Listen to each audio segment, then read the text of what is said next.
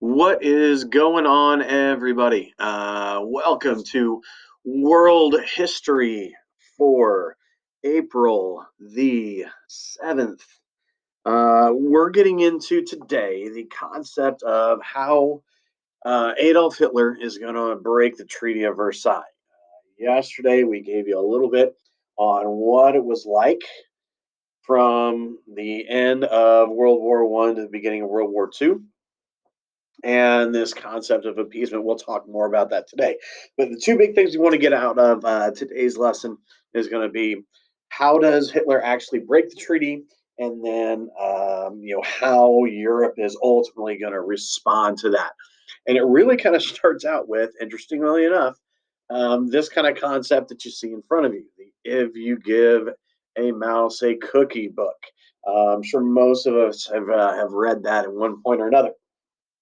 So the concept there is if you give a mouse a cookie, they're going to want a glass of milk. They're going to want another cookie. They're going to want, you give them a glass of milk, now they're going to want a napkin. You give them a napkin, they're going to want blah, blah, blah. The idea is that it's just going to keep going and going and going. They're never really going to be satisfied.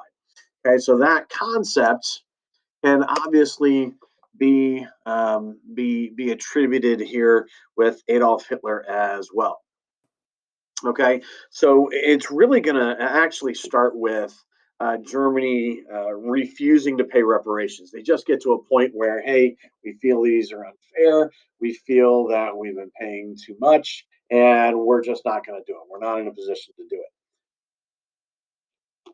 Secondly, this concept of rearmament or remilitarizing.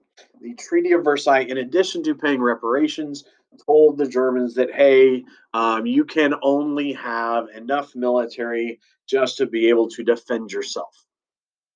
Well, essentially in 1933, Germany and Adolf Hitler is going to secretly start to build their military back up. Um, it's really not going to be known publicly until 1935. He's going to go through and he's going to enlist a lot more people in the military beyond just what they need to defend themselves. They're going to start to build their air force, known as the Luftwaffe. They're going to put a lot of people to work in production of those types of things.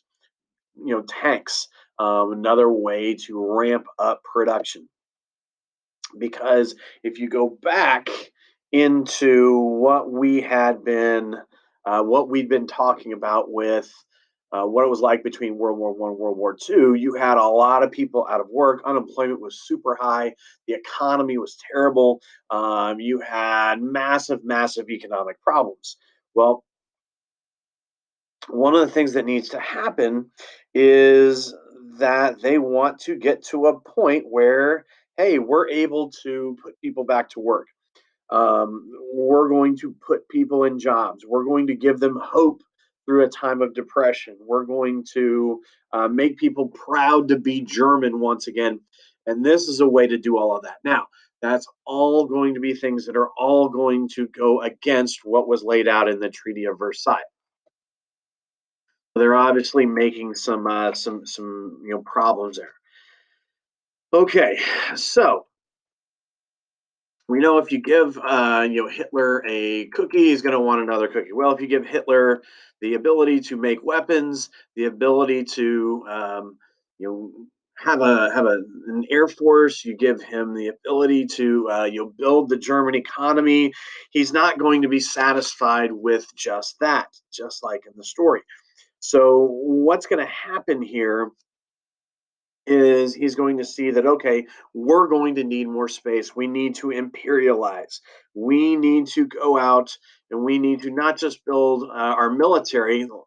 We need to be able to add to Germany as well. We need to imperialize. So in 1936, they're going to start to take back land that had formerly belonged to Germany, or they're going to put it to a vote in places of whether they wanted to become a part of Germany once again.